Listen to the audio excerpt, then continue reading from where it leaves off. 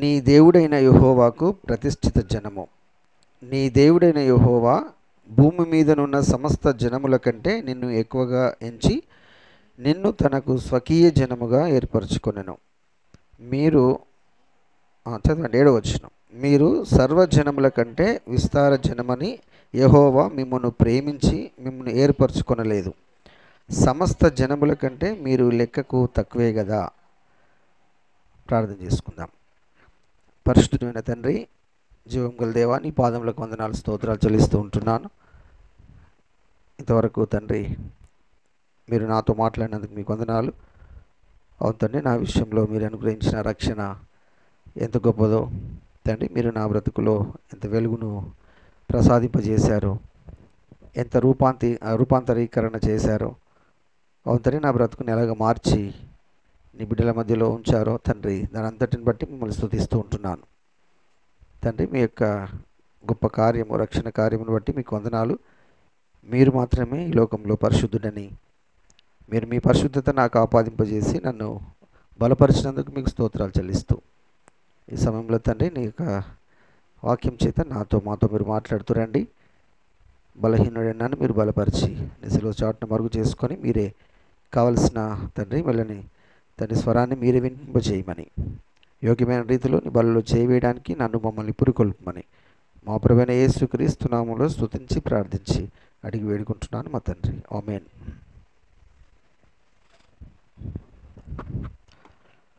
మంచిది. మనము బలలో చేయవేయడానికి ముందు కొంచెం సమయం దేవుని యొక్క వాక్యాన్ని చూద్దాము.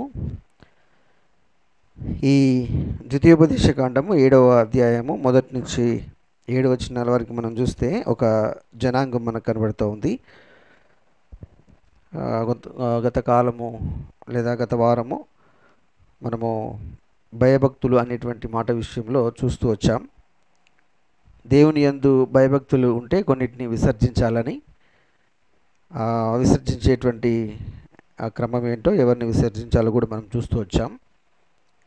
అయితే ఇక్కడ ఇంతకుముందు మనము పాట పాడుకున్నట్టు మనము పోరాడాలి, జయించాలి. ఆ తర్వాత దేవుని దృష్టిలో మనము నిందారహితులుగా, దేవునికి ఇష్టలుగా నిలబడాలి. అది విశ్వాస యాత్ర అని. ఆ తర్వాత మనము పోరాడున్నది అంధకార శక్తులతో, మనుషులతో కాదని, వాక్యము ఎప్పుడు కూడా నూతన నిబంధనలోకి వచ్చినప్పుడు వాక్యం ఎప్పుడు మనలో ఉన్న పాపాన్ని తీసేస్తుంది, పాపిని చంపదు. ప్రభువైన యేసుక్రీస్తు సువార్త అదే. లోకానికి మనకి ఒక భిన్నత్వము సువార్తలో ఏంటి అంటే ఇదే. వారేమో పాపం చేసిన వాడిని చంపేసేయండి అంటారు. మనమేమో పాపుల యొక్క మనసులో ఉన్న హృదయంలో పాపాన్ని చంపి తనని మార్చండి అని మనం చెప్తాం. ఇది సత్యము, అది ఎవరైనా ఒప్పుకొని తీరాల్సిందే. సరే, ఒక విశ్వాసిగా మనము మన బ్రతుకులో ఎలాంటి మనుషులు ఉన్నాయి, ఎలాంటి మనస్తత్వాలు ఉన్నాయి, ఎవరిని జయించాలి అని చెప్పడానికి నేను ఉదాహరణగా కొన్ని జాతులని, ఇశ్రాయేలు ప్రజలకి శత్రువులుగా ఉన్నటువంటి వారి ఎడల దేవుని యొక్క ఉద్దేశం ఏంటో, వారిని ఎలాగా నిర్మూలం చేయాలి, ఎందుకు నిర్మూలం చేయాలి అనేటువంటి సంగతులను నేను మీకు జ్ఞాపకం చేస్తాను. ఇప్పుడు మనం చదువుకున్నటువంటి ఈ వాక్య భాగంలో ఒక జనాంగం మనకు కనబడుతూ ఉంది. వీరెవరండి? వీరెవరు? నీవు స్వాధీనపరచుకొనబోవు దేశంలోనికి నీ దేవుడైన యెహోవా నిన్ను చేర్చి బహుజనములను అనగా సంఖ్యకును బలమునకు నిన్ను మించిన హిత్తీయులు, అంటే 7 జనముల గురించి రాస్తుంది ఇక్కడ. అంటే ప్రభువైన యేసుక్రీస్తు మనకు పరలోక స్వాస్థ్యము ఇచ్చాడని మనం ఆరాధించాం. అయితే ఇశ్రాయేలు ప్రజలు దేవుని యొక్క స్వాస్థ్యమని, ఇశ్రాయేలు ప్రజలు దేవుని స్వాస్థ్యమని, ఇశ్రాయేలు ప్రజలకి దేవుడు కనాను అనేటువంటి పాలు తేనెలు ప్రవహించే దేశాన్ని మీకు ఇస్తాను అని వారికి వాగ్దానం చేసినట్టు, ఆ తర్వాత ఐగుప్తు చెరలో నుంచి విడిపించి ఆ తర్వాత వారిని అరణ్య మార్గంలో నడిపిస్తున్నప్పుడు దేవుడు వారికి సహాయపడుతూ కనానులో ప్రవేశింపచేస్తానని చెప్తున్నప్పుడు అక్కడ ఎవరున్నారు అని అంటే ఈ 7 జాతుల ప్రజలు ఉన్నారు. వీరు ఎలా ఉన్నారంట, సంఖ్యలో బలములో ఈ ఇశ్రాయేలు ప్రజల్ని మించినటువంటి వారు. ఇప్పుడు ఇశ్రాయేలు ప్రజల గురించి ఇప్పుడు మనం చదివిన వాక్యంలో ఏముంది, 7వ వచనం చివరి భాగంలో సమస్త జనముల కంటే మీరు లెక్కకు తక్కువే కదా, మీరు విస్తార జనమని నేను మిమ్మల్ని ఎన్నుకోలేదు. సో రక్షణ అందరికీ రావట్లేదు. దేవుని యొక్క వాక్యాన్ని చాలామంది వింటున్నారు, క్రీస్తు గురించి చాలామంది తెలుసుకుంటున్నారు, కానీ క్రీస్తులోకి వచ్చినటువంటి వారు కొందరే. సో ఇక్కడ అపోస్తల కార్యంలో కూడా మనం ఆ సంగతి చూస్తాం. రోమీలకు రాసిన పత్రికలో, కొరింథీలో కూడా మనం చూస్తూ వస్తాం. కొందరిని మాత్రమే దేవుడు రక్షణకు పాత్రులుగా చేశాడు, కొందరు మాత్రమే దేవుని యొక్క రక్షణ సువార్తను విశ్వసించారు, అలాగున్నారని మనం చూస్తూ వస్తాం. ఇప్పుడు ఇశ్రాయేలు ప్రజలను గురించి కూడా దేవుడు అదే చెప్తున్నాడు. ఏంటంటే మీరు వారికంటే పెద్ద ఎక్కువ మంది ఏం కాదు, వారికంటే మీకు పెద్ద బలమేం లేదు, అలాగని నేను మిమ్మల్ని ఏమి ఎన్నుకోలేదు. అయితే 8వ వచనం నుండి, అయితే యెహోవా మిమ్మును ప్రేమించువాడు గనుకను, తాను మీ తండ్రులకు చేసిన ప్రమాణమును నెరవేర్చువాడు గనుకను యెహోవా బాహుబలము చేత మిమ్మును రప్పించి దాసుల గృహములో నుండి ఐగుప్తు రాజైన ఫరో చేతిలో నుండి మిమ్మును విడిపించెను. ఇక్కడ ఏముంది, ఎందుకని మనం ఇక్కడ ఉన్నాం, ఎందుకని మనం రక్షణ పొందాం అని అంటే ఆయన మనల్ని ప్రేమించాడు అంతే. ఆ ప్రేమకి మనము అర్హులమని. సో ఆ ప్రేమని నువ్వు పొందుకున్నావని, ఆ ప్రేమని నువ్వు అర్థం చేసుకున్నావని. సో దేవుని ప్రేమని అర్థం చేసుకొని దేవుని దగ్గరికి వచ్చినప్పుడు నిన్ను ఇలాగ దీవిస్తాడని మనము చూస్తూ వస్తున్నాం. అయితే ఇక్కడ మరి పాలు తేనెలు ప్రవహించేటువంటి దేశంలోకి నువ్వు ప్రవేశించేటప్పుడు నువ్వు ఏం చేయాలంటున్నాడు, మరి ఏం చేయాలంటున్నాడు? 2వ వచనంలో, 7వ అధ్యాయం 2వ వచనంలోనే, నీకు అప్పగించినప్పుడు నీ దేవుడైన యెహోవా వారిని నీకు అప్పగించినప్పుడు నువ్వు వారిని ఏం చేయాలి? హతం చేయాలి. వారిని ఏం చేయాలి? నిర్మూలం చేయాలి. ఇంకేం చేయొద్దు, వారితో నిబంధన చేసుకోవద్దు, వారిని కరుణింపకూడదు, నువ్వు వారితో వియ్యమందకూడదు, వాని కుమార్తెని ఇవ్వకూడదు, నీ కుమారునికి వాని కుమార్తెను పుచ్చుకొనకూడదు, నన్ను అనుసరింపకుండా ఇతర దేవతలను పూజించున్నట్లు నీ కుమారుని వారు మళ్లించుదురు. అందును బట్టి యెహోవా కోపాగ్ని నీ మీద రగులుకొని ఆయన నిన్ను త్వరగా నశింపజేయను. కాబట్టి నువ్వేం చేయాలి? వారి బలిపీఠాలని, విగ్రహాలని పడగొట్టాలి, దేవతా స్తంభాలను నరికేయాలి, ప్రతిమలను అగ్నితో కాల్చేయాలి, అంటే బూడిద చేసేసేయాలి. అంటే ఆ ఉనికి నీ ముందు ఉండకుండా చేయాలి. కారణం ఏంటి చెప్పండి? కారణం ఏంటి? ఇశ్రాయేల్ ప్రజలకి ఇంత కటువుగా, ఇంత జనమేమో తక్కువ, బలము తక్కువే, కానీ వారు చేయాల్సిన పని ఏంటి? ఇన్ని చేయాలి. సో మరి ఇవన్నీ చేయడానికి బలం ఎవరిస్తారు? దేవుడే ఇస్తాడు. సో నేనే మిమ్మల్ని బలపరుస్తాను, నేనే చేస్తాను, ఎందుకంటే నేను మిమ్మల్ని ప్రేమిస్తున్నాను. సో ఎందుకు ఇవన్నీ చేయాలి అని అంటే, నేను తప్ప మీకు వేరొక దేవుడు ఉండకూడదని ఆదిలోనే ఆయన వాగ్దానాలు లేదా ఆజ్ఞలు ఇచ్చినట్టుగా మనం చూస్తాం. సో సృష్టికర్తను మరచి, ఇంతకుముందు కన్నా చెప్పినట్టుగా సృష్టమును పూజించి దేవునికి కోపాన్ని రేపినటువంటి ప్రజలను దేవుడు ప్రేమించాడు, దేవుడు వారిని అంగీకరించాడు. సో సృష్టికర్త, నేను చాలాసార్లు మీకు చెప్పాను, ఎవరు కనిపించిన మాట నేను చెప్తూ ఉంటాను. ఏంటంటే సృష్టి మొత్తాన్ని సృష్టించిన వాడిని ఒక చిన్న పాత్రలో నీళ్ళను బంధించినట్టు మనం బంధించలేము. అది మనిషి యొక్క తరం కాదు. సో నేను ఇక్కడ పెట్టాను దేవుణ్ణని దాన్ని చూసి మొక్కుతున్నటువంటి ప్రజలు ఎంతోమంది ఉన్నారు. ఇది కొంచెం పెద్దగా ఉంది, ఇంకా కొంచెం చిన్నగా ఉంటుంది. అసలు కనిపించని క్లాతులో, బట్టలో కట్టి పూజించేటువంటి ప్రజలు అరణ్యంలో ఉన్నారు. దాన్ని నేషనల్ ఫెస్టివల్గా కూడా చేస్తూ ఉన్నారు. సరే, అది వారి బిలీఫ్, మనం కాదంటలేదు, కానీ దేవుడు దాన్ని యాక్సెప్ట్ చేయట్లేదు. సో సృష్టికర్త అయిన దేవుణ్ణి విడిచి సృష్టిని పూజించేటువంటి ప్రజల విషయంలో దేవుడు ఎంత కఠినంగా వ్యవహరిస్తున్నాడో ఇక్కడ జ్ఞాపకం చేస్తున్నాడు.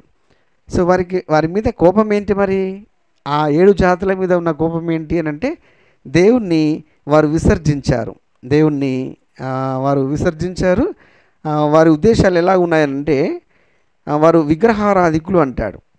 వారు విగ్రహాలు చేసుకొని వారిని దేవుడని కొలుస్తున్నటువంటి వ్యక్తులు. వారికి ఒక విగ్రహం ఉన్నట్టుగా నేను చదివాను. అది బాలు అనేటువంటి ఒక విగ్రహం అంట. సో అందుకని మీరేం చేయాలి మరి? వారికి దూరంగా ఉండాలి. సో ఇప్పుడు వారికి దూరంగా ఉండాలి. వారు ఫిజికల్గా అక్కడ వాళ్ళని చంపారు, కానీ ఇప్పుడు రక్షింపబడినటువంటి నీవు నీ బ్రతుకులో ఇలాంటి వ్యక్తులతో నువ్వు సహవాసం చేయకూడదు అని అంటాడు. ఒకవేళ చేసావా, అయితే ఏమవుతుంది మరి? ఏమవుతుందంట, నీ కుమారుని వారు మళ్ళిస్తారు. ఎవరిని మళ్ళించారు? ఎవరిని మళ్ళించుంటారు? నేను గత వారం చెప్పాను నేను. ఎవరు మళ్ళించారు? వృద్ధాప్యమందు. చెప్పండి. వృద్ధాప్యమందు ఎవరు వాళ్ళు? సొలొమోను. వృద్ధాప్యమందు సొలొమోను ఏమయ్యాడు మరి? అనేక మంది భార్యలను ఉంచుకొని వారు ఈయన హృదయాన్ని మళ్ళించినప్పుడు ఈయన అంతవరకు దేవుని ఆజ్ఞానుసారంగా బ్రతికిన వ్యక్తి బలిపీఠాలను కట్టి వాటిని ఎంకరేజ్ చేసినట్టుగా మనం చూస్తాం. అంటే ఆ ముగింపులో తన బ్రతికి ఎలాగైపోయిందో మనం చూస్తున్నాం. సో కాబట్టి ఇక్కడ దేవుని యొక్క ఉద్దేశం ఏంటంటే, రక్షింపబడినటువంటి నీవు ఆ రక్షణకు కారణమైనటువంటి సంగతిని నువ్వు జ్ఞాపకం చేసుకోవాలి. సో బలలో చేయి వేసేటప్పుడు మీరు నన్ను జ్ఞాపకం చేసుకుంటకై దాన్ని చేయండి. ఏమని జ్ఞాపకం చేసుకోవాలి మరి? నూతన నిబంధనలో ఆయన శ్రమ ఫలితం ఏంటి?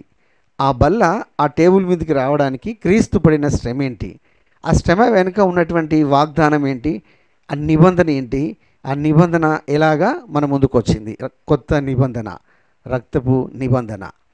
సో ఆయన తన్ను తానే మన కొరకు అప్పగించుకొని అక్కడ ఉన్నాడు. ఇప్పుడు దానిలో ఎంత ప్రేమ ఉంది అని అంటే, ఇక్కడ చూసాం కదా, నేను ప్రేమించాను, యెహోవా మిమ్మల్ని ప్రేమించి మిమ్మల్ని ఏర్పరచుకొనలేదు, విస్తార జనమని మిమ్మల్ని ప్రేమించి మిమ్మల్ని ఏర్పరచుకోలేదు. కానీ 8వ వచనంలో చదివాం కదా, మిమ్మల్ని ప్రేమించేవాడు గనుకను తాను ప్రమాణం చేసినటువంటి దాన్ని నెరవేర్చాలని, అంటే నిత్యమైన నిబంధనను సంప్రాప్తి చేయాలని లేదా సంపూర్తి చేయాలని ప్రభువైన యేసుక్రీస్తుని మన కొరకు ఇచ్చాడు. సో ఇప్పుడు మరి ఆత్మీయ కోణంలో నువ్వు ఆలోచన చేస్తున్నప్పుడు ఇలాంటి ప్రజలు, ఇలాంటి వ్యక్తులు నీ బ్రతుకులో ఇలాంటి ఆచారాలు, ఇలాంటి వ్యవహారాలు నీ మధ్యలోకి వచ్చినప్పుడు నువ్వేం చేయాలి? వారికి దూరంగా ఉండాలి. వాటికి దూరంగా ఉండాలి. ఎంత దూరంగా ఉండాలి అని అంటే, నీ మనసులో దాని రూపం కూడా కనబడనంతగా ఉండాలంట. కాల్చివేయడం అంటే ఏంటండి? కాల్చివేస్తే మిగిలేదేంటి? బూడిద. ఒకసారి అది బూడిద అయిపోయిన తర్వాత దాని రూపం వస్తుందా? మనము చనిపోయిన తర్వాత బరెల్లో కట్టెల మీద పెట్టి కాల్చేస్తారు కదా, కాల్చాక ఆ భస్మం మిగులుతుంది. మన రూపం మళ్ళీ చేయగలమా? అంతగా. అంటే నీ బ్రతుకులో ఏదైనా దేవునికి విరోధమైనటువంటిది ఏదొచ్చినా నీవు ఇశ్రాయేలు ప్రజలకి దేవుడు చెప్పినట్టు ఈ దినం నీతో నాతో చెప్తున్నాడు. నీ బ్రతుకులో ఇలాంటివి ఏవున్నా నువ్వేం చేయాలి? తుత్తినెలుగా కాల్చిపడేయాలి. సో కాల్చేస్తే ఇక నీకు ఆ రూపం కళ్ళల్లో కనబడకూడదు. సో ఇది అలాగ చేయాలని ఏమంటున్నాడు? మీరు దూరంగా ఉండమంటున్నాడు. వారికి దూరంగా ఉండాలి. ఎందుకంటే వారితో ఉంటే నీ బ్రతుకు వారిలాగే మారిపోయి నీ యొక్క రక్షణ వృధా అయిపోతుంది. సో ఇంకొక జనాంగాన్ని నేను మీకు జ్ఞాపకం చేస్తాను. చూడండి, ఇప్పుడు ఎవరి గురించి చెప్పాను నేను? కనానీయులు అని పెట్టాము. కనానీయులు అంటే ఒకరే కాదు, చెప్పండి ఎంతమంది? 7 జనాంగాలు. 7 జనాంగాలని ఎవరు నాశనం చేయాలంటున్నాడు? ఒక జనాంగం. ఆ ఒక జనాంగం యొక్క బలము, జనము 2 తక్కువే, కానీ చేశారా లేదా? చేశారు. ఎవరి వల్ల చేశారు మరి? దేవుని యొక్క బలం చేత వారిని వెళ్ళగొట్టారు. వారు పాలు తేనెలు ప్రవహించే ఆ దేశాన్ని స్వాధీనపరుచుకున్నారు. సో దేవుణ్ణి మహిమపరిచారు. సరే, మంచిది. ఇంకొక జనాంగం గురించి నేను మీకు చూపిస్తాను. అమాలేకీయులు తెలుసు కదండి. నిర్గమాకాండము 17వ అధ్యాయము. నిర్గమాకాండము 17వ అధ్యాయము చదవండి. 8 నుంచి 8వ అధ్యాయం 8వ వచనం చదవండి.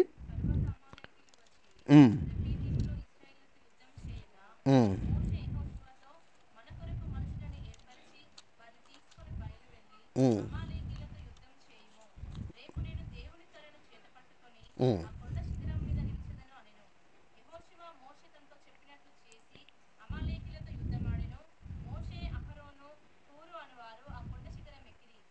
చాలండి. ఇక్కడ మీకు తర్వాత చదువుకోండి. ఇక్కడ నేను మీకు అర్థమయ్యేటట్టుగా చెప్తాను. ఏంటంటే ఈ అమాలేకీలు ఏంటంటే దేవుని యొక్క ప్రజలతో యుద్ధం చేస్తున్నారు. ఎప్పుడు యుద్ధం చేస్తున్నారు? ఈ 8వ వచనంలో ఏమనుంది? వీళ్ళు విశ్రాంతి తీసుకుంటున్నారు యాక్చువల్గా. రెఫీదీములోకి వెళ్ళి అక్కడ రెఫీదీంలో ఉండి తర్వాత అమాలేకీలు రెఫీదీంలో రెస్ట్ తీసుకుంటున్నప్పుడు ఈ అమాలేకీలు వచ్చి యుద్ధం చేస్తూ ఉన్నారు. అంటే దేవుని ప్రజలతో యుద్ధం చేసేటువంటి సందర్భం ఇక్కడ మనకు కనబడుతూ ఉంది. అంటే దేవుని ప్రజల విషయంలో వీరికి ఎలాంటి ఉద్దేశం ఉందో మనం చూస్తూ ఉన్నాం. అంటే మంచి ప్రశాంతంగా ఉన్నటువంటి ప్రజల మధ్యలో వచ్చి యుద్ధానికి దిగుతున్న సందర్భం అక్కడ మనకు కనబడుతూ ఉంది. సో ఇప్పుడు ఇక్కడ ఎలాగ గెలిచారు అనే సంగతి కూడా మనం చూస్తూ వచ్చాం. సో మోషే యెహోషువకు ఆజ్ఞాపిస్తాడు, నువ్వు వాళ్ళని తీసుకొని వెళ్ళి యుద్ధం చేయి, నేనేమో కొండ శిఖరానికి వస్తాను, నెక్స్ట్ డే వచ్చి నేను అక్కడ ఉంటాను, నా చేతులు పైకి ఎత్తినప్పుడు మనం గెలుస్తున్నాం. అయితే ఆయన చేతులు బరువెక్కి కిందికి దించినప్పుడు ఎవరు గెలిచారు? మరి అమాలేకీయులు గెలుస్తున్నారంట. సో ఇలా ఆయన అలాగ అవుతున్నప్పుడు ఎవరు ఆయన చేతులని పట్టుకున్నట్టుగా మనం చూస్తున్నాం. బరువెక్కగా వారు ఒక రాయి తీసుకొని వచ్చి అతన్ని దాని మీద కూర్చుండటకై దాన్ని వేసిరి. అహరోను హూరులు ఒకడు ఈ పక్క ఒకడు ఆ ప్రక్క అతని చేతులను ఆదుకొనగా అతని చేతులు సూర్యుడు అస్తమించే వరకు నిలకడగా ఉండెను. అట్లా అమాలేకీయులు మొత్తము యెహోషువ ఏం చేశాడు? కత్తివాత పడేశాడు. సో ఇది యుద్ధం. సో ఈ యుద్ధంలో దేవుని యొక్క సహాయంతో వారు గెలిచినట్టుగా మనం చూస్తూ ఉన్నాం. మరి ఈ అమాలేకీయుల యొక్క పరిస్థితి ఏంటి మరి అని అంటే వీళ్ళు ఏం చేశారంటే ఇప్పుడు వీళ్ళ గురించి ఒక మాట రాయబడింది అంటే వెనక నుంచి ఇశ్రాయేలు ప్రజలను వచ్చి యుద్ధం చేశారని. ప్రశాంతంగా ఉన్నటువంటి దేవుని ప్రజలని చెదరగొట్టినటువంటి సందర్భం ఇక్కడ మనం చూస్తూ ఉన్నాం. ప్రశాంతంగా కూర్చున్నటువంటి ప్రజలని. సో అలాంటి వారిని దేవుడు ఏమంటున్నాడంటే బొత్తిగా నాశనం చేయు అనేటువంటి మాట వాడాడు. పూర్తిగా నిర్మూలం చేయాలి. ఈ మాట ఎక్కడ చూసాం మనము? సౌలు రాజుకు దేవుడు ఆజ్ఞాపించాడు. సమూయేలుతో చెప్పినప్పుడు సౌలుకి ఏం చెప్పాడు? మొత్తం పూర్తిగా నాశనం చేయమనంటే ఇప్పుడు ఆయన ఏం చేశాడు మరి? కొన్నిటిని కొన్ని మంచి మంచివి శ్రేష్టమైనవి దేవుని కొరకని పక్కకు పెట్టి ఆ గొర్రెలు వాటన్నిటిని పెట్టి మిగతా వాటిని అన్నిటిని నాశనం చేస్తే సమూయేలు వచ్చి అడుగుతాడు, ఏంటి ఆ సౌండ్ ఎక్కడి నుంచి వస్తుంది అని అంటే ఈయన ఏమంటాడంటే ఇది దేవుని కొరకు నేను పెట్టాను.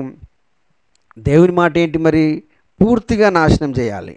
సో పూర్తిగా నాశనం చేయమంటే ఆయన దేవుని కొరకు నేను పెట్టానంటే సో దేవుని ఆజ్ఞను నువ్వు పాటించలేదని ఆయన రాజు యొక్క ఆ స్థితిని తీసేసి ఆ తర్వాత దావీదుకు ఆ రాజ్యం యొక్క అధికారం ఇచ్చినట్టుగా మనం చూస్తూ ఉన్నాం. సో ఇప్పుడు అమాలేకీయులను ఎందుకు పూర్తిగా నాశనం చేయాలి? విశ్రాంతిలో ఉన్నటువంటి ఈ విశ్వాసులని చెదరగొట్టేటువంటి ప్రజలుగా అక్కడ వాళ్ళు కనబడుతున్నారు. సో మంచి ప్రశాంతంగా దేవుని సన్నిధిలో ఉన్నటువంటి ఇశ్రాయేలు ప్రజలని అమాలేకీయులు ఏం చేశారు? యుద్ధంలోకి దించారు. కానీ ఏమయ్యారు మరి? ఓడిపోయారు. సో దేవుడే చివరికి వాళ్ళకి విజయం ఇచ్చినట్టుగా మనం చూస్తున్నాం. సో ఇప్పుడు మనం ఏం చేయాలి మరి? మనము మన శత్రువు మనలోకి వచ్చినప్పుడు దేవుని సహాయంతో దాన్ని ఎదిరించాలి. ఆ తర్వాత మనము గెలుపు పొందాలి. సో దేవుణ్ణి మహిమపరచాలి. చూడండి, ఇంకొక జనాంగం గురించి నేను మీకు చూపిస్తాను. ఫిలిస్తీన్ల గురించి తెలుసు కదా. ఫిలిస్తీన్ల గురించి చూడండి. ఫిలిస్తీన్ల యొక్క చరిత్ర మనకి ఎక్కడ కనబడుతుంది అంటే ఆమోసు గ్రంథము 9:7 ఒక చిన్న ఇంట్రడక్షన్ ఉంటుంది, వాళ్ళు ఎక్కడి నుంచి వచ్చారు అని. చదవండి. ఆమోసు గ్రంథం 9:7.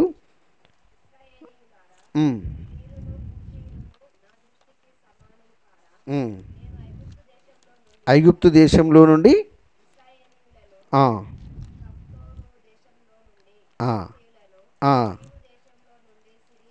ఇప్పుడు ఫిలిస్తీన్లు ఎక్కడి నుంచి వచ్చారని ఉందమ్మా?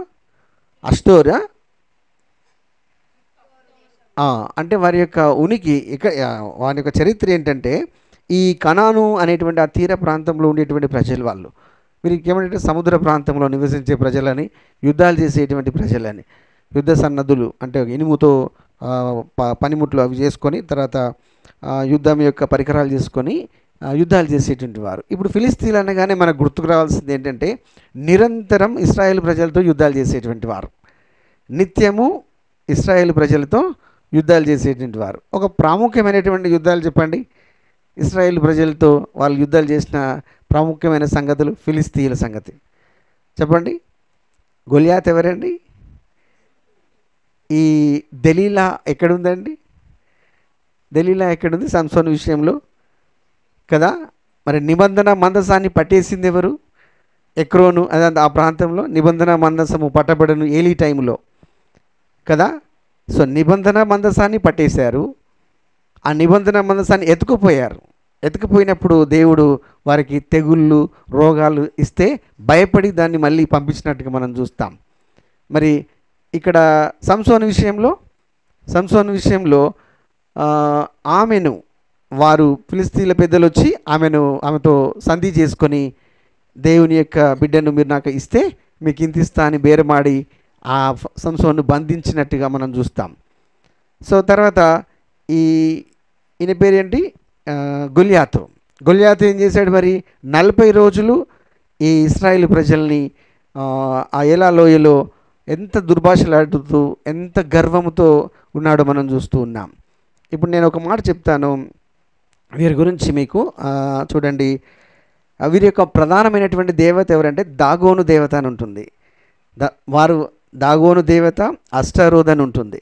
సో ఈ దేవతలకు గుర్తు ఏంటంటే గర్వం అంటే నేనే దేవుణ్ణి అనేటువంటి హృదయ గర్వం. సో ఇక్కడ వారు చేసినటువంటి పని ఏంటంటే మొత్తం దేవతలను చేసుకొని దేవునికి మించి వారు విగ్రహాలను పూజించినటువంటి వ్యక్తులు ఎవరంటే ఇశ్రాయేలు ప్రజలు.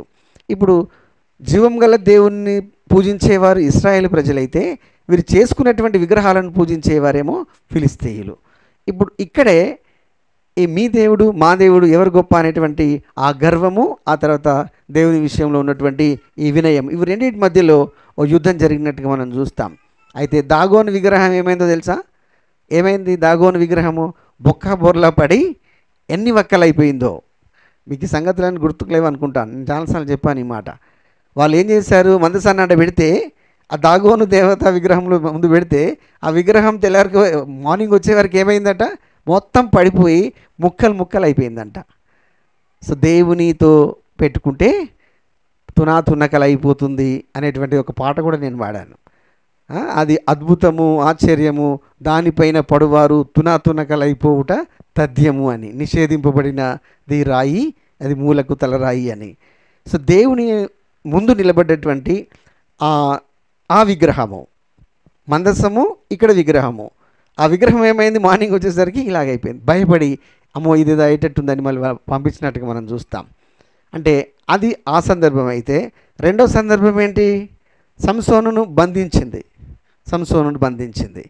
ఏంటి? పాపపు బంధకం. ఇప్పుడు ఆత్మీయ కోణంలో మనం ఆలోచన చేస్తున్నప్పుడు మనల్ని బంధించేటువంటి ఆత్మలు, దేవుని కొరకు నాజీరు చేయబడినటువంటి ఒక వ్యక్తిని ఎవరు బంధించారు? ఒక చిన్న వ్యసనం, ఒక చిన్న అది ఆలోచన, చెడు ఆలోచన అక్కడ బంధించినట్టుగా మనం చూస్తాం. సో దెలీలా చేతిలో బందీ అయ్యాడు. ఎవరు? నాజీరు చేయబడినటువంటి వ్యక్తి. సో ఒక ఆత్మీయంగా దేవుని కొరకు ప్రతిష్ఠించబడినటువంటి వాడివి. ఏం చదువుకున్నాం మనం? స్టార్టింగ్ వచనం ఏం చదువుకున్నామమ్మా? మీరు ఎవరన్నాడు? దేవుడు ఏమన్నాడు? మీరు యెహోవా ప్రతిష్ఠిత జనము అన్నాడు. మొట్టమొదటి వచనం అదే కదా మనం చదివింది. మీరెవరు? యెహోవాకి ప్రతిష్ఠిత జనము. ఇశ్రాయేలు ప్రజలను ఉద్దేశించి ఆ మాట అంటే మరి ఈ దినము రక్షింపబడిన నీవు నేనేంటి? దేవునికి ప్రతిష్ఠిత జనమే, ఆయన నిబంధన రక్తములో కడగబడినటువంటి ప్రజలం. సో ఇప్పుడు నీ మీదికి ఎలాగొస్తుందంట దుష్ట ఆత్మ? నిన్ను ఒక పాపములో బంధించి నీ శక్తిని మొత్తం తీసేసి నిన్ను మరణానికి అప్పగించేటువంటి ఒక దుస్థితి నీ మీదికి రాబోతుంది. అప్పుడు నువ్వేం చేయాలి? నేను గత వారం చెప్పాను. ఏం చెప్పాను ఆయన విషయంలో? సంసోను విషయంలో నేను ఎప్పటికి వలె విరజిమ్ముదును అనుకొని అని అన్నాడు. మూడోసారి ఎప్పటి వలె విరజిమ్ముదును అనుకొని లేచేసరికి దేవుడు తనను విడిచిపోయాననే సంగతి తనను గుర్తించలేదు అంట. సో గుర్తించలేకపోయేసరికి ఆయన కళ్ళు బీకేశారు, ఆ తిరగలి విజృంపజేశారు. మొత్తం ఆయన బ్రతుకంతా ఛిద్రమైపోయినట్టుగా మనం చూస్తాం. కాబట్టి ఆత్మీయ స్థితిలో నిన్ను ఏది బంధిస్తుంది, నేను ఏది బంధిస్తుందో నిన్ను నువ్వే పరీక్ష చేసుకోవాలి. అది ఏదైనా కానీ దేవునికి విరోధముగా నిన్ను ఏది బంధిస్తుంది, ఆ బంధకాలలో నీవు ఉంటే నీ బ్రతికేమవుతుంది, ఛిద్రమైపోతుంది. చివరిలో ప్రార్థన చేస్తే ఏమి రాదు, ఏమొస్తుంది? సంసోను కదా, ఫిలిస్తీన్లందరినీ చంపి నేను కూడా చచ్చిపోతా అన్నట్టుగా ఉంటుంది మన బ్రతుకు. కానీ దేవుని ఉద్దేశం ఏంటి? నువ్వు ఎంత తక్కువ, నువ్వు పెద్ద అందరికీ మించిన వాడివని కాదు కదా నిన్ను ఎన్నుకున్నది. మొట్టమొదటిగా నేను చదివించిన వాక్యంలో ఏముంది? నువ్వేదో పెద్ద జనాంగమని, నీకేదో పెద్ద బలం ఉందని నేను ఏర్పరచుకోలేదు. నేను నిన్ను ప్రేమించాను కాబట్టి, నేను నిన్ను ప్రేమించాను, నేను నా ప్రతిష్ఠిత జనములో నేను ఒకనిగా చేసుకున్నాను. కాబట్టి నువ్వు ఎలాగుండాలి? నువ్వు ప్రతిష్ఠిత జనముగా ఉండాలి. నువ్వు ఎవరి సహాయంతో గెలవాలి? దేవుడి సహాయంతో సాతానుని గెలవాలి. మరి గెలవాలంటే నువ్వేం చేయాలి? నువ్వు ఎక్కడ బంధింపబడుతున్నావో చూసుకోవాలి. నీ బ్రతుకులో ఎక్కడెక్కడ బంధకాలు వస్తున్నాయో. సో అది ఏదైనా కావచ్చు. సంసోనికి ఎక్కడొచ్చింది? ఆ విషయంలో, దలీలా విషయంలో బంధకం వచ్చింది. ఆయన బ్రతికేంటి? నాజీరు చేయబడింది. ఇప్పుడు ఎన్నో ప్రార్థనలు చేస్తే ప్రార్థన ఫలితంగా పుట్టినటువంటి వ్యక్తి, ఎంతోమంది ప్రార్థన చేస్తే రక్షింపబడినటువంటి వ్యక్తి ఎవరండి? ఇప్పుడు నీవు కావచ్చు, నేను కావచ్చు. ఎవరి ప్రార్థన ఫలితమో ప్రభువైన యేసుక్రీస్తు యొక్క రక్తంలో నీ పాపము నా పాపము కడగబడింది. సో దేవుని దృష్టిలో నువ్వు ఎంత ప్రతిష్ఠితమో, ఎంత గొప్పవాడివో అక్కడ జ్ఞాపకం చేస్తూ ఉన్నాడు. ఆ తర్వాత అందుకే ఇప్పుడు మరి ఫిలిస్తీన్లను ఇంకొకరిని చెప్పాను, ఏంటది? ఇది అదే కదా, గొలియాతు దావీదు విజయంలో ఈ దాగోను విగ్రహానికి పోలిక లేదా? దావీదు ఒక రాయితో కొట్టి తన కత్తితో తనినే చంపేశాడు కదా. అంత పెద్ద మనిషి, ఇంత చిన్న బాలుడు ఒక్కసారిగా పడేసి ఎలా పడ్డాడు? దాగోను విగ్రహం ఎలాగ బొర్ల పడిందో, ఫిలిస్తీన్లకు అధిపతిగా వచ్చిన ఎవరైనా గొలియాతు కూడా అలాగే బొర్ల పడ్డాడు. పడితే ఆయన చేతిలో ఉన్న కత్తి తీసి ఆయనని నరికేసిన సందర్భం మనం చూస్తూ ఉన్నాం. ఇక్కడ మరి ఎవరి వల్ల గెలిచాడు? మరి దేవుని యొక్క శక్తి, దేవుని యొక్క భక్తి. సో భయము, భక్తి మన జీవితంలో ఉండాలి. ఇవి రెండు ఉన్నప్పుడే దేవుని యొక్క మాటలు నీకు అర్థమవుతాయి. ఎవరు ఫిలిస్తీయుడు, ఎవరు ఇశ్రాయేలీయుడు, ఎవరు విశ్వాసి, ఎవరు అవిశ్వాసి. సో ఎవరు దేవుని యొక్క వాక్య వెలుగులో నడుస్తున్నారు, ఇవన్నీ మనం చూసుకుంటూ నడవాలి. సో ఇక్కడ మరి ఫిలిస్తీన్లను చంపబడడానికి కారణం ఏంటి? ఇది వీరి బ్రతకంతేంటి? సొంత దేవునికి విరోధమైనటువంటి కార్యాలు చేసుకొని, విగ్రహాలను చేసుకొని, ఫైనల్గా ఏమవుతున్నాయి ఇవన్నీ? వీళ్ళ ఈ జనాంగాలంటే ఏం చేస్తున్నారు? ఒక్కటే చెప్పాలంటే విగ్రహారాధనే. దేవునికి మించి ఒక దేవుణ్ణి పెట్టుకొని దానికి దైవత్వాన్ని ఆపాదించి దాని ముందు దేవుని యొక్క ఘనతని తక్కువ చేస్తూ, దేవుని పిల్లల్ని తక్కువ చేస్తూ వారి మీదకి వచ్చినటువంటి ప్రజలు వాళ్ళు. చివరిగా నేను ఇంకొకరి గురించి చెప్తాను. మీకు మోయాబీయులు, అమ్మోనీయులు తెలుసు కదండి. మోయాబీయులు, అమ్మోనీయులు ఎవరు వీళ్ళు? ఎవరండి? మోయాబీయులు, అమ్మోనీయుల జాతి ఎక్కడి నుంచి వచ్చింది? ఆది కాండములో లోతు ద్వారా వచ్చినటువంటి సంతానమే. మరి వారిని ఎందుకు దేవుడు చంపేయమని, వారితో యుద్ధం చేయమని అంటున్నాడు? వారిని ఎందుకు చేయమన్నాడు? సో మోయాబీయులు, అమ్మోనీయుల బ్రతుకు మనం చూస్తే ఇక్కడ ఈ చూడండి, సంఖ్యాకాండము 22వ అధ్యాయంలో కొన్ని మాటలు చూసుకొని మనం ముగిస్తాం. సంఖ్యాకాండము 22 నుంచి 24 వరకు ఉంది వాళ్ళ చరిత్ర. మనం 22వ అధ్యాయంలో కొన్ని మాటలు మనం చూస్తాం. సంఖ్యాకాండము 22. ఇదంతా మీకు తెలుసు. చదవండి, మొట్టమొదటి వచనం చదవండి. తర్వాత ఇశ్రాయేలీయులు సాగి ఎరికోకు ఎదురుగా యోర్దాను తీరమునున్న మోయాబు మైదానంలో దిగిరి. అయితే ఇక్కడ ఇదంతా మనకు తెలుసు కదా. ఈ మోయాబీల రాజెవరు ఇక్కడ మనకుంది. మోయాబీల రాజెవరు? బాలాకు. ఇది 4వ వచనం చివరి భాగంలో ఉంటుంది. ఆ కాలమందు సిపోరు కుమారుడైన బాలాకు మోయాబీలకు రాజు. ఇప్పుడు ఈ మోయాబీలు చేసిన పని మొట్టమొదటిది ఏంటి? వీరిని శపించాలి, ఇశ్రాయేలు ప్రజల్ని శపించాలని ఎన్ని బేరాలు ఆడారో, ఆ తర్వాత ఎలాగో అలాగూ పట్టుకొచ్చారు. కానీ దేవుడు ఈ ఇశ్రాయేలు పక్షమున ఉండి తీసుకొచ్చిన వ్యక్తి నోట నుండి ఆశీర్వచనంలే పలికించిన స్థితి మనకు తెలుసు. రెండవది ఏం చేశారు మరి ఈ వీళ్ళు మోయాబీయులు రండి ఏం చేశారు? 25వ అధ్యాయంలో మనం చూస్తే దాదాపు చాలామంది చనిపోవడానికి 24,000 మంది తెగులు చేత చనిపోవడానికి కారణమయ్యారు. ఏం చేశారు? ఇశ్రాయేలు ప్రజలలో ఉన్న యవనస్తులతో ఈ మోయాబీయులు వ్యభిచారం చేయించారు. వారి మోహించేటట్టు, ఆ తర్వాత వాళ్ళు భయంకరమైనటువంటి వ్యభిచారాన్ని ఆ వ్యభిచారానికి వారిని మరలు కొలిపినట్టుగా, పురి కొలిపినట్టుగా మనం చూస్తాం. ఇప్పుడు ఇశ్రాయేల్ ప్రజల్ని నాశనం చేయడానికి పూనుకున్నటువంటి వ్యక్తులుగా మనకి ఇక్కడ వీళ్ళు కనబడుతూ ఉన్నారు. అయితే అక్కడ ఒక ప్రాముఖ్యమైన వ్యక్తి మనకు కనబడతాడు. ఎవరైనా? ఫినెహాస్. ఎవరండి? ఫినెహాస్. ఎక్కడున్నాడు? ఫినెహాస్ ఎక్కడుంది? 8వ వచనం చదవండి. 25వ అధ్యాయము 8వ వచనం.